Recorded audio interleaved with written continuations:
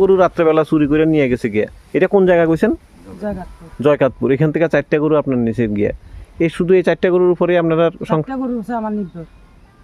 মানে এগুলো কি দুধের গরু আছিল? দুধের গরু। হ্যাঁ, এই দুধের গরু মানে এই দুধ বিক্রি করে আপনার সংসার প্রতিপালন। দুধ বিক্রি করে মানে একটা গরু তো কই না 1.5 লিটার 2 লিটার করে 2.5 লিটারও পাইছি 3 লিটারও পাইছি। 1.5 2 লিটার 2.5 লিটার দুধ পাইতেন। তখনে তো মানে গরু নাই মানে তো দুধও বন্ধ, বিক্রিও বন্ধ। এখন চলবেন কেমনে? আমার ছোট ছোট দুইটা নাতি আজকে সকালে বলতে মানে দাদু গরু খাইছিনি, আমরা দুধ খাইতাম না, আমরা দুধ খাইতাম না।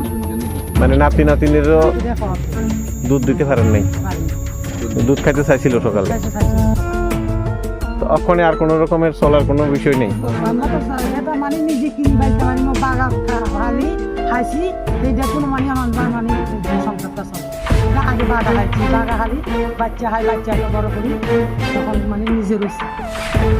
ওখানে মানে আরেকজনের গরুরে ফাইললে এটার থেকে দুইটা গরু খাইছি, দুইটা গরু তখন 4টা গরু আছে। ওই গরুই নিছে? ওই গরুই নিছে। এই পুলিশ আইছিল নি? আইছে সকালে জানাইছেন প্রশাসনের? ঠিক আছে, 4টা গরু চুরি হয়েছে, পাশাপাশি আপনার বাড়ির থেকেও নাকি চুরি হয়েছে। আপনারটাও কি একই দিনে একই সময়ে? সকালে দেখছেন? সকালে মানে উঠে কি দেখছেন?